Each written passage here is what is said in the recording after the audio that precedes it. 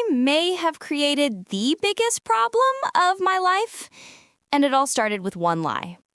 3 days ago, my mom called for our weekly family catch-up, and she asked the question.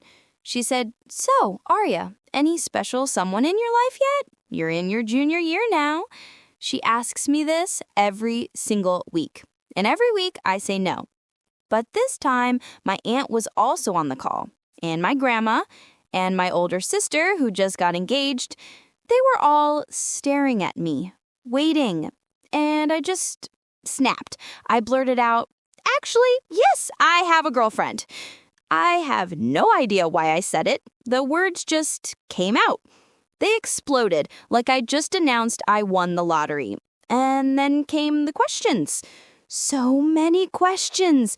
My mom leaned close to the camera and said, "Oh my goodness, what's her name? How did you meet? When can we meet her?" I panicked hard. I just started making things up. I said, "Her name is, Jenny. We met in class. She's really great." Generic things. Vague things. My sister knows me too well. She smelled the lie immediately. She narrowed her eyes and said, "Jenny, that's convenient. Can we video chat with her?" I stammered out, "She's, in class right now. Can't talk. Super busy." I made more excuses. But then Mom dropped the bomb. She clapped her hands together and said, "Well, bring her to your sister's engagement party next month. We'd love to meet her." The engagement party in 1 month, where I'd need to bring my fake girlfriend. I was screwed. After the call ended, I just sat there contemplating my terrible life choices. That was 3 days ago. Now I have 27 days to find a fake girlfriend or admit to my entire family that I'm a liar. And then I saw her. Jenny Hayes, my best friend since freshman year. Smart, kind, beautiful. She's nice. She's a nice friend. She was sitting under a tree, absorbed in reading a thick book. Sunlight was filtering through the leaves, creating this perfect dappled light on her hair. My brain immediately went to the worst possible solution. I thought, no, this is a terrible idea. The worst idea. But Ginny and I have been best friends for 2 years. We tell each other everything. We're comfortable together. She's the first person I came out to. She helped me through my breakup last year. She knows me better than anyone, which is exactly why this was such a stupid idea. But I was desperate. I walked toward the tree. With every step, I felt more uncertain. My shadow fell over her book, and she looked up. When she saw me, her face immediately brightened. She marked her page, set her book aside, and said, "Hey, I was wondering when you'd show up. You okay? You look stressed." She can always tell when something's wrong. It's like a superpower. I dropped my backpack and sat down beside her awkwardly, fidgeting with my hoodie strings. I couldn't just ask her. That would be insane, right? She turned her body toward me, tilted her head, and said, "Arya, what's going on? You're being weird." I took a deep breath and just went for it. I blurted out, "I need you to be my fake girlfriend from my sister's engagement party." Smooth. Real smooth, Arya. She stared at me like I'd just spoken in ancient Greek. She said, "What?" I started rambling, word vomiting all over the place. I said, "I told my family I have a girlfriend named Jenny, and now they want to meet her at the party, and I'll look like an idiot if I show up alone." And she held up one hand and said, Wait, you told them your fake girlfriend's name is Jenny? My name?" I looked down at the grass, playing with the blade of it, and admitted, I panicked and said the first name that came to mind, which was the truth. When I panic, I think of her. She looked like she didn't know whether to laugh or be worried about my sanity. She leaned forward and said, "So let me get this straight. You want me to pretend to be your girlfriend at a family party in front of your entire family?" When she said it out loud, it sounded even more insane. But I nodded vigorously and said, just for one night, one party. Then we can break up after and everything goes back to normal. I was begging, literally begging, my best friend to fake date me. She looked away, clearly thinking hard about it. She was actually considering it, which meant either she was a really good friend or I was really convincing. She turned back to me with a slight smile and said, "This is the most ridiculous thing you've ever asked me to do. And you once asked me to hide a lizard in your dorm room." She was smiling. That was a good sign, right? I grabbed her hand impulsively and said, "So is that a yes? Please say it's a yes." I grabbed her hand without thinking. Her skin was warm. We just stared at our hands. Neither of us moved. Neither of us could look away. I watched a million thoughts cross her face. Finally, she squeezed my hand back and said, "Okay, I'll do it. On one condition." I said yes. She actually said yes. I practically shouted, "Anything, name it." I probably should have asked what the condition was first. She smirked slightly and said, "We have to practice. If we're going to convince your family, we need to be believable, which means fake dates. Fake dates with Jenny, my best friend, who I definitely didn't have any complicated feelings about. I tried to look casual, but was clearly panicking internally. I said, "Yeah, sure, totally makes sense. Practice." But in my head, I was screaming, "Oh, no." She laughed softly and said, "Relax, it'll be fun. Think of it as method acting." Method acting, right. Except I'd be acting like I wasn't falling from my best friend. This was fine. Totally fine. What could possibly go wrong? A week later, Jenny texted me about our first fake date. She wrote, "First date tonight? 7 p.m. at Tony's Pizza?" with a pizza emoji. I had been dreading it and looking forward to it in equal measure. I changed outfits 4 times for a fake date with my best friend. This was getting out of hand. My roommate, Casey, was watching me spiral with great amusement. She said, "You know it's just Jenny, right? You've hung out a million times." I turned from the mirror and said defensively, "This is different. We're practicing for the family thing. I need to look girlfriendy." Casey raised one eyebrow and said, "Uh-huh, sure, that's definitely what this is about." She knew. Somehow she knew I was losing my mind over this. I got to Tony's 15 minutes early because apparently I wanted to maximize my time being nervous. I checked my phone 17 times in 5 minutes. Still no sign of Jenny. And then I saw her and forgot how to breathe. Jenny was walking toward me, her hair flowing loose and catching the breeze. She was wearing this soft pink sweater dress, and I just froze, staring. Jenny always looked nice, but tonight she looked different. Maybe it was the dress, or maybe it was me. She stopped in front of me and said brightly, "Hey, sorry I'm a bit late. Ready for our date?" She did air quotes around date, which should have made me feel better. It didn't. I shoved my hands in my pockets and said, "Yeah, let's do this. Method acting." And then I did finger guns. Did I just do finger guns? I did finger guns. Someone please stop me. She laughed softly and said, "You're already being weird. Come on, let's go inside." Then she linked her arm through mine, casually, like it was nothing. It wasn't nothing to me. I was hyper-aware of everywhere we were touching. Tony's was busy but cozy, perfect for a fake date. We slid into a booth across from each other, like we had 100 times before, except this time it felt completely different. The waitress came over cheerfully and said, "Hey, lovebirds, what can I get you two tonight?" The waitress called us lovebirds. Jenny didn't correct her. Jenny looked up from the menu and said confidently, "We'll share the large margarita pizza and 2 lemonades, please." She ordered for both of us. She knows my order by heart.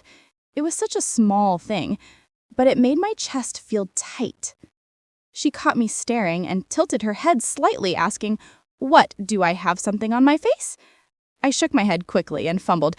No, everything's fine. You look great. Smooth recovery, Arya, real smooth. She smiled fondly and reached across the table, saying, "Okay, so we should probably talk about the rules of this fake dating thing." Rules, right. This was fake. There were rules. Her hand was resting on the table between us. I stared at it. I should probably hold her hand. That's what girlfriends do, right? I slowly reached my hand across the table towards hers. My hand was shaking. Why was my hand shaking? When our hands touched, everything else disappeared for a second. Our fingers naturally intertwined. She looked down at our joined hands, then up at my face, a small smile appearing. She said softly, good practice." She said it was practice, but her hand held mine just as tightly. I was holding her hand, trying to look casual, and asked, "So rules, right. What did you have in mind?" I had no idea what she was saying. I was too focused on the fact that we were holding hands. She started counting on her free hands, fingers, saying, "Rule 1, we need a believable how we got together story. Rule 2, PDA should feel natural, not forced. Rule 3, we tell each other immediately if things get weird." Things were already weird, but I wasn't going to tell her that. I nodded and said, "Makes sense. So, our story, how should we say we got together?" Creating a fake relationship origin story with your best friend. Totally normal. She looked up thoughtfully, biting her lower lip slightly, and suggested, "Well, we could say it just happened naturally, like we were friends and then one day we realized it was more." That hit way too close to home. I swallowed hard and thought, that's exactly what's happening to me right now. I couldn't tell if she was just making up a story or if she was trying to tell me something. The pizza arrived just in time to save me from my spiraling thoughts. The waitress set it down and said, "1 margarita for the happy couple. Enjoy." We both let go of our hands to reach for pizza. Neither of us wanted to. We fell into our normal rhythm, joking, laughing, talking about nothing and everything. She got sauce on her face, like always. She had a small smudge of marinara sauce on the corner of her mouth, completely unaware. I reached over with a napkin to gently wipe it off. The gesture was tender, intimate. I reached over to wipe it off, like I always did, but this time it felt different. She froze as I wiped her face. Our faces were very close together. I could count her eyelashes, see the gold flecks in her eyes. My hand paused near her mouth, the napkin forgotten. I pulled back quickly, clearing my throat, and said, "You had sauce. All gone now." She touched her face where my hand had been and said, "Oh, thanks. I always do that." The energy at the table had completely shifted. Everything felt charged. Awkward silence. We never had awkward silences. She took a breath and said, "So, we should probably practice more couple stuff so it seems natural at the party." Practice couple stuff. Right. That's all this was. I leaned forward slightly and asked, "Like what?" I asked, even though part of me was terrified of the answer. She started counting on her fingers and listed pet names, casual touching, inside jokes, that couple telepathy thing. We already had inside jokes and couple telepathy. We just never called it that. I grinned slightly and suggested playfully, "So what should I call you? Babe? Honey? My little pizza thief?" I was trying to make it a joke, make it less serious. She laughed and threw a balled-up napkin at me, saying, "I am not a pizza thief. You always offer me your crusts." She wasn't wrong. I always gave her my pizza crusts. I liked watching her eat them. I looked at her with obvious affection and said, "That's because you love them, and I like making you happy." The words came out before I could stop them. Too honest, too real. She looked down, clearly touched, and said softly, "You always do make me happy." The way she said it, something in her voice made my heart race. We were sitting across from each other, the restaurant bustling around us, but we were in our own bubble. Eye contact held, unspoken things hanging in the air. We were supposed to be faking, but nothing about this felt fake. Over the next week, we had 3 more practice dates. Each one made everything more complicated. Second date, movie theater, the classic. We were sharing popcorn when our hands touched in the bucket at the same time. We both froze at the contact, but she didn't pull away. She deliberately took my hand out of the popcorn bucket and interlaced our fingers, resting our joined hands between us on the armrest. We held hands through the entire movie. I didn't watch a single second of it. Third date, bookstore browsing. Very us. She pulled out a book excitedly and said, "Oh, Aria, look, it's that fantasy series you were talking about." She remembered a conversation we'd had 2 months ago about a book series. It shouldn't have surprised me. Jenny remembered everything. I took the book, looking at her with obvious affection, and said, "You remembered." She stepped closer, adjusting my jacket collar unnecessarily, and said, "Of course I remembered. I remember everything you tell me." She fixed my collar. It didn't need fixing, but I didn't stop her. We were standing so close, in public, anyone could see us, but I didn't care. My mom's call interrupted us. I sighed, reluctantly stepped back, and answered, "Hey, Mom." She said excitedly, "Hi, sweetie. Just calling about the party. Is Jenny coming? We're so excited to meet her." Right, the party. The reason we were doing this. I'd almost forgotten. I looked at Jenny while talking to my mom and said, "Yeah, she'll be there. She's great, Mom." Jenny smiled at me while I talked about her. It felt too real. Fourth date, cooking dinner together at her place. This was dangerous territory. We were working together in her kitchen, moving around each other naturally. I was handing her ingredients, she was taste testing and feeding me spoonfuls. We moved around the kitchen like we'd done this 1,000 times. It felt like playing house. She held up a wooden spoon to my lips and said, "Taste this. Tell me if it needs more salt." She fed me from the spoon. It was such a girlfriend thing to do. I closed my eyes, savoring the taste, and said, "Perfect. Everything you make is perfect." I meant the food, but looking at her, I meant everything. She turned back to the stove, clearly pleased, and deflected, saying, "You're just hungry. Everything tastes good when you're hungry." She was deflecting, but I saw her smile. I stepped up behind her at the stove, reaching around her for the salt shaker. Our bodies were very close. I needed the salt. I could have asked her to pass it, but I didn't. I was pressed against her back. I could smell her shampoo, vanilla and something floral. She turned her head slightly to look at me over her shoulder and said softly, "Aria?" I was still pressed close, frozen, thinking, "Kiss her. You should kiss her. Do it." I almost kissed her right there in the kitchen. But then the pot started to boil over. She snapped back to attention and said, "Oh, the pasta." The pot saved me from doing something stupid, or something I really wanted to do. We moved apart quickly, both flustered, dealing with the stove. We both pretended that moment didn't happen, but we both knew it did. After dinner, we ate on her couch. Like friends, except friends don't usually sit this close.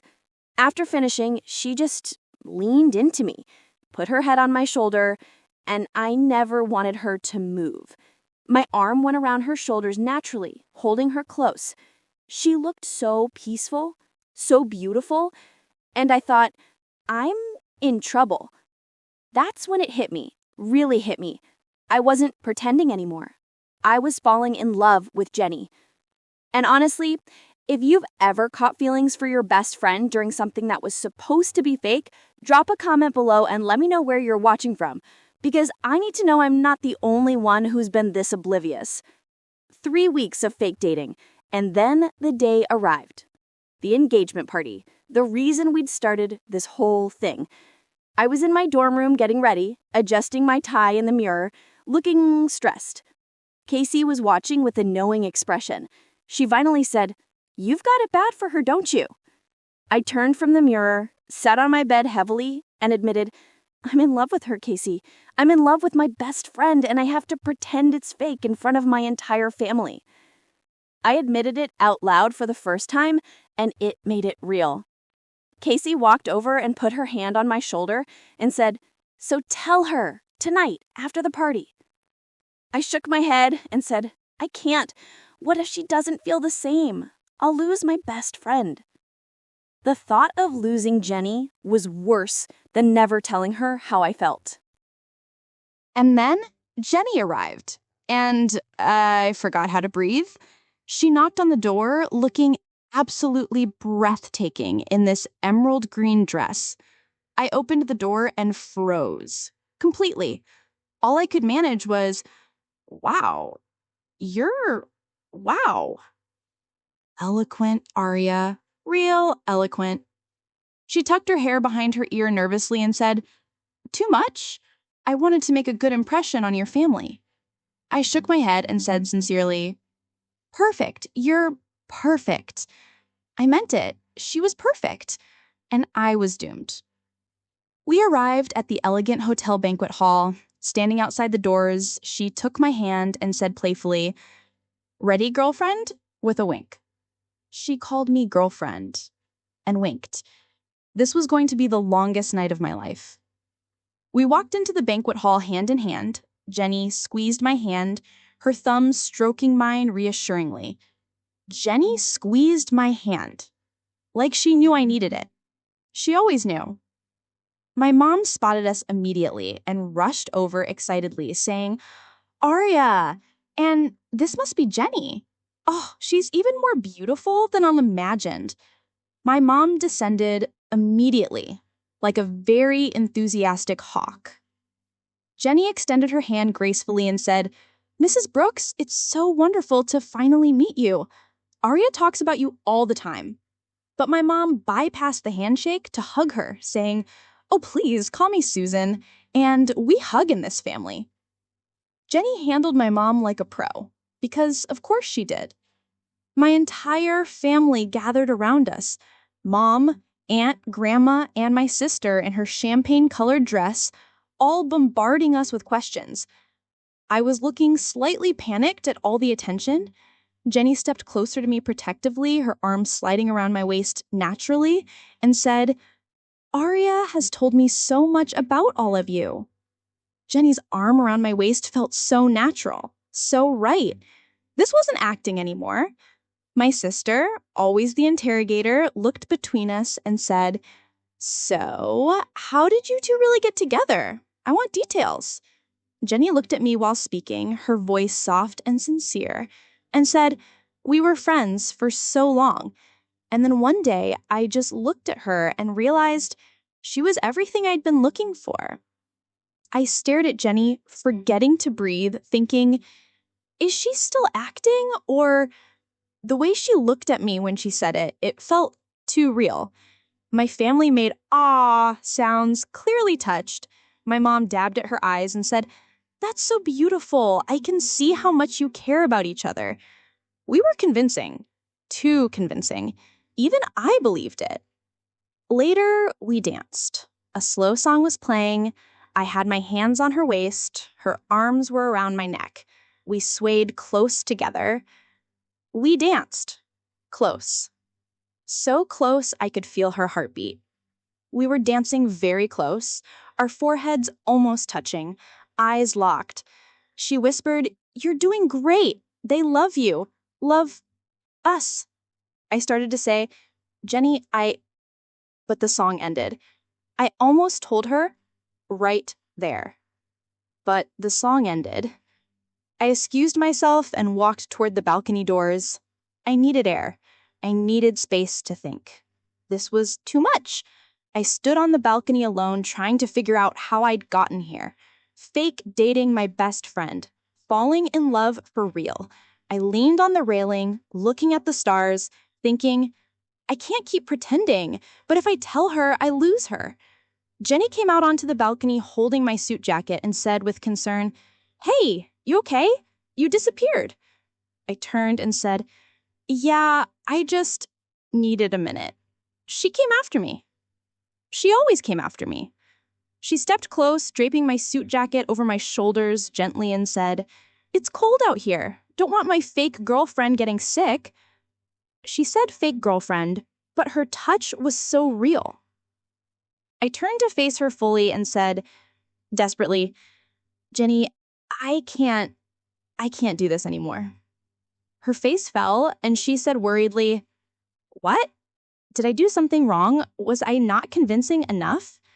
She thought I meant the fake dating, but I meant the lying. I took a shaky breath and my voice broke as I said, "No, you were too convincing. Jenny, this was supposed to be fake, but I can't pretend anymore." She froze, her lips parted, and said softly, "Arya, what are you saying? This was it. No going back now." My voice was breaking, tears starting to fall, and I said, "I'm in love with you, really in love with you, and I have been for a while, and fake dating you has been torture because..." The words tumbled out. All of them, everything I'd been holding in. Before I could finish, Jenny stepped forward quickly, grabbed my face in both hands, and kissed me deeply. She kissed me! Jenny kissed me! And everything else disappeared. I was shocked for a second, then kissed back desperately, my hands going to her waist. It wasn't like the practice kisses we'd never actually had. This was real. Desperate. Perfect. We pulled apart, breathless. I managed to say, "That was... you just..." She was laughing and crying at the same time and said, "I'm in love with you, you idiot. I have been since the second you asked me to be your fake girlfriend." She loved me. She loved me back. I stared at her in shock and said, "Wait, what? But you never said anything. You kept saying it was fake and practice and..." She cupped my face and said, "Because I thought that's what you wanted. You kept saying it was fake. I thought I was the only one whose feelings were real." We were both idiots. Complete idiots. We were holding each other, laughing through tears. I said, "So, all those practice dates were real dates for me. I was dying every time you called them practice. 3 weeks of torture for both of us because we were both too scared to be honest." We kissed again. Slower, sweeter, no more pretending. We kissed again. No audience, no fake. Just us. Then my mom appeared in the balcony doorway with other family members and said, "There you are. We were... oh. Oh." We jumped apart, caught. We got caught making out by my entire family. Perfect. But my mom just clasped her hands together, tearing up with happy tears, and said, "I knew it was real. The way you look at each other. Oh, this is wonderful." My sister smirked at me and said, "So, not fake anymore, huh?" I hid my face in my hands and muttered, "I hate you all." My family was insufferable, and I loved them. 3 months later, Jenny and I are still together, for real this time. I was walking across campus when I saw her sitting under the same tree where I'd first asked her to be my fake girlfriend. She was reading, looking up and smiling when she saw me. I walked over and sat beside her. She immediately leaned into me, her head on my shoulder. I kissed the top of her head. I said, "Hey, girlfriend, miss me?" She replied, "Always. Even when you've only been gone 5 minutes." So yeah, I asked my best friend to be my fake girlfriend. Turns out she was the real deal all along, and I almost missed it by pretending. Best fake relationship ever. And hey, if you made it to the end of the story, do me a favor and hit that like button. And seriously, drop a comment and tell me where you're watching from and if you've ever been in a fake dating situation that turned real. Or just tell me your thoughts on this whole mess. And if you want more stories like this, go ahead and subscribe because trust me, I've got more chaos coming your way.